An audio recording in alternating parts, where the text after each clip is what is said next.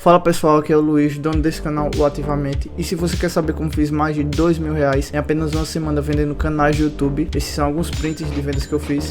É só estar clicando no primeiro link da descrição que eu mostro o passo a passo que eu fiz para estar tendo esses resultados, beleza? Dá para fazer um só sobre Segunda Guerra. Na verdade é um tema extremamente amplo, até porque puxa ganchos também para outras passagens, né?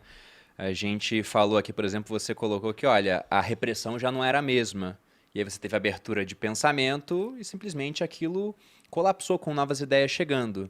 E você citou o Yeltsin, por exemplo. É famosa uma foto do Yeltsin nos Estados Unidos, uma visita que ele fez, indo a um mercado no meio de uma cidadezinha pequena e super surpreso. Ele olhando assim a variedade de itens que existiam lá e falando, nossa, isso aqui não tem nem para elite, né, do Partido Comunista. E aqui qualquer pessoa ordinária, né, comum, tem acesso a esse tipo de coisa. Então ele mostrou, olha, na prática ele viu que a gente está fazendo na nossa população é escolher um subdesenvolvimento para a gente poder competir contra os americanos nas áreas militar e aeroespacial, por exemplo. Tem até uma piada interessante que eu já ouvi, que é de um jornalista que vai na União Soviética para ver como é que eles estão tão à frente assim no programa espacial, colocaram o primeiro homem em órbita, né? E aí ele vai lá para entrevistar o Yuri Gagarin, esse cosmonauta. Aí ele chega lá na casa do Yuri, bate na porta, o filho do Yuri abre, fala assim, eu quero falar com o seu pai, entrevistar ele. Ah, meu pai está no espaço, ele volta daqui a 2 horas. Daí ele fala, então posso sentar aqui e esperar? Pode, senta aí. Ele entrou na casa, sentou e esperou. E sua mãe? Tem como eu entrevistar sua mãe antes? Então daí ele falou, minha mãe está na fila do pão, ela volta daqui a 6 horas. Então os caras tinham colocado o homem no espaço, mas não tinham resolvido o problema da fila do pão, porque era um negócio extremamente centralizado. E você falou, pô, nos Estados Unidos os bens de consumo estavam acessíveis para as pessoas. Porque havia liberdade econômica, né? Você vê que, olha, a fila do pão tem 6 horas, então vou fabricar pão aqui.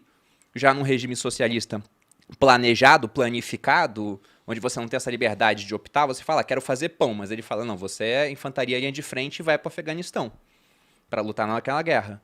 Né? E aí você pega esse final, você teve muita coisa ruim acontecendo com eles. Teve o Afeganistão, que foi o Vietnã deles. Que ajudou a eles gastarem dinheiro com mais uma guerra inútil. Você colocaria Chernobyl nessa conta também? Também. E essas coisas, elas abalaram economicamente e abalaram a moral, né? E abalaram também a ideia de que eles são corretos, eficazes, fazem as coisas direito, bem feitas. São fracassos, são derrotas. E quando você erra muito numa democracia, você é punido. As pessoas não querem que você continue lá e não votam em você. Exatamente. Numa ditadura, ela não te tira no primeiro momento, mas vai acumulando, vai falando, meu, é um bando de incompetente. Esses caras têm que sair, nós temos que tirar eles. E esse crescimento vai crescendo. E vai aumentando, né? E o mundo mudando e tal. E, assim, aquilo se torna insustentável. Eu acho que tem uma coisa que dá pra gente fazer, da parte da Guerra Fria, que no início eu comecei falando da geopolítica do território, né?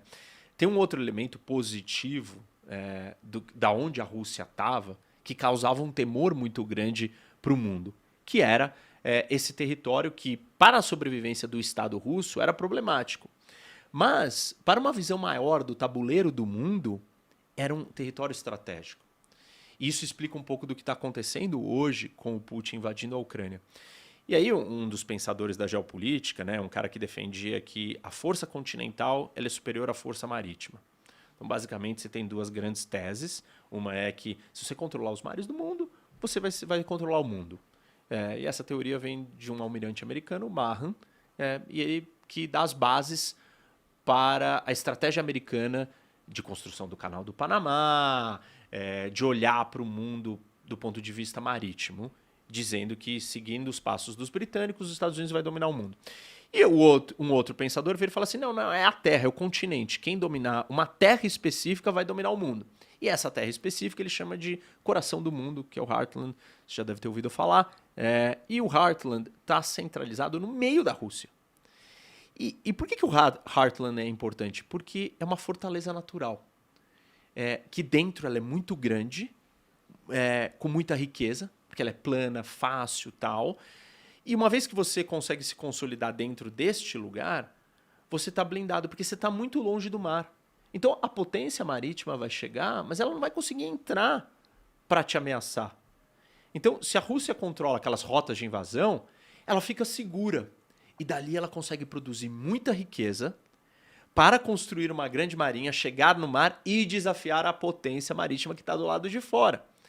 A parte da estratégia de contenção americana, que eu comentei, era impedir que os russos chegassem nas margens deste território da Eurásia, na costa. Eles chegaram muito perto. Então, existia um grande temor que a possibilidade do desenvolvimento de novas tecnologias, como ferrovias transcontinentais, do mesmo jeito que a navegação a vapor, a carvão, permitiu que novas rotas fossem abertas, e a tecnologia da construção do canal o canal de Suez deu à navegação uma importância maior no mundo. Essas novas tecnologias também deram a importância para a Terra, para o continente, esse continente da Eurásia, mais relevância. E aí, então, os russos, o urso russo, estava enfrentando a baleia americana. E nesse choque, os americanos e o mundo ocidental estavam muito preocupados e com muito medo que eles estavam chegando perto de dominar as peças ou colocar suas peças no tabuleiro de um jeito que eles pudessem dominar o mundo. E a estratégia toda era estrangular, que é a mesma estratégia hoje que muitos advogam em relação à China. E a discussão de Taiwan é uma discussão baseada na estrangulação de você isolar e fazer um bloqueio à China pelo mar, tirar o acesso ao mar. E a briga da Rússia sempre foi, da União Soviética, chegar no mar, já que ela estava consolidada ali dentro. Hoje ela já não está mais consolidada ali dentro. Ela se sente vulnerável e por isso que ela está indo para cima da Ucrânia, para recuperar aquele território para conseguir chegar no mar. Aliás, a Ucrânia dá o acesso diretamente à Crimeia. A gente já falou disso em outras situações, que é um porto de água quente ou uma saída para o mar de água quente que os russos não têm em outro lugar. Enfim, então essa dinâmica toda ela coloca uma tensão de expansão territorial muito grande para os russos. E você começa a ocupar um território que você não... Assim, ninguém nunca ocupou tanto território nesse tamanho. Isso superestende, né? Isso sobrecarrega esse império ao ponto dele ruir por dentro, que é o que acontece depois aqui no final da Guerra Fria. Pegando essa temática já dessa questão do mar e aproveitando já esse ensejo final da União Soviética, eles com a moral abalada, aí você teve várias repúblicas independentes agora, a Rússia voltou a ser apenas a Rússia, e aí teve o Yeltsin, um presidente que era um alcoólatra, né? Então o líder mundial deles agora era um cara que estava caindo de bêbado por aí veio a figura do Putin, que está no poder desde então, num período aí de 20 anos só revezando, uma hora é presidente, uma hora é primeiro-ministro, para manter um véu de democracia que na verdade não existe lá. E pensando até nessa tendência do futuro, sabe, que espaço que a Rússia vai ocupar? Porque o pessoal fala bastante hoje da questão da mudança climática e quem seria perdedor e quem seria ganhador com isso. E se a gente pega o território russo hoje, você falou de uma saída para águas quentes, né? Vladivostok é horrível porque passa parte do ano congelada. Ela não tem nada que vá para o Índico. Por exemplo, o Afeganistão, muita gente falava que eles queriam descer para chegar até lá. Aí se você pega ali o Mar Negro, até tem a Crimeia. Mas você tem aqueles estreitos de Bósforo e Dardanelas e a Turquia é da OTAN. Aí no Mar Báltico, mesma coisa. Dinamarca e Noruega controlando são da OTAN. Aí você tem o Mar do Ártico, que hoje é difícil ser navegado, mas um derretimento de calotas polares ficaria interessante para eles. Eles já conseguem fazer essa viagem por 2 meses do ano com quebra-gelos. Isso já existe. E óbvio que isso encurtaria as rotas de grande navegação do mundo assim, de tempo absurdo. Mais economia, porque vai ser mais curto, vai gastar menos combustível, então vai ser muito melhor. E quem está posicionado para ocupar essa rota são os russos. Mas ainda há um horizonte para isso acontecer? Existe, se discute muito quando exatamente, mas depende da discussão das mudanças climáticas. Mas o fato é que isso vai ser um novo campo de batalha geopolítico, porque essa é uma das raras ocasiões na história do mundo que o tabuleiro vai mudar. Porque a natureza está mudando a ponto de abrir um novo lugar que não existia. Não existia navegar ali. Então, o tabuleiro está dado do mapa do mundo e ele não muda. Mudanças no tabuleiro são muito raras de acontecer. E essa é uma mudança no tabuleiro. Você vai abrir uma nova rota que a distância de você sair de Roterdã para chegar na Ásia vai ser alterada completamente. Ou você desce, entra em Gibraltar, entra no Mediterrâneo, passa no Suez, vai no Índico, o Estreito de Malaca, sobe, chega na costa da China. Agora você sai ali pela Noruega, vai pelo Mar do Norte, atravessa o Ártico inteiro e já sai do outro lado. É muito mais curta a viagem. E a mesma coisa também da costa oeste dos Estados Unidos ou do Canadá para chegar na Ásia. Você vai por cima. Isso vai dar uma vantagem para os russos gigantesca, porque a maior parte da fronteira do Ártico está com a Rússia. E eles vivem, né, naquele espaço, tem mais navios quebra-gelo do que qualquer outra nação, tem navios militares quebra-gelos, estão acostumados a fazer a viagem, ficam fazendo, a viagem já é feita, tem que ser escoltada com um navio na frente, tem que ser navios específicos, mas hoje, assim, uma coisa que era impossível antes, você já tem 1 a 2 meses do ano que se consegue fazer o caminho completo, a viagem inteira. Isso não acontecia antes? Não.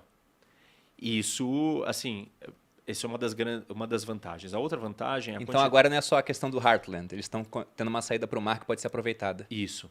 E é uma saída diferente. Então isso altera toda a lógica geopolítica na velocidade, dependendo da velocidade de como isso acontecer. O que tem ali? Tem muito recurso natural. Tem muito petróleo no Ártico. Tem também muito problema.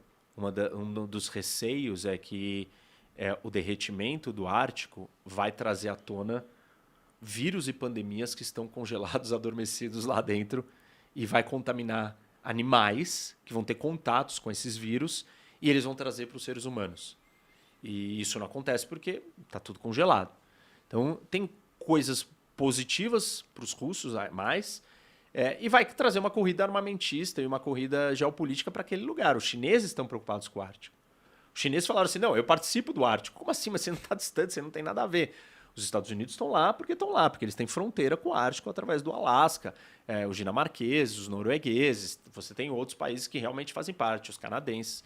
Mas os chineses não, e falaram, não, mas eu estou aqui, eu estou preocupado. Até os chineses criaram a Rota da Seda Polar, que é um braço da Rota da Seda que está olhando para o Ártico.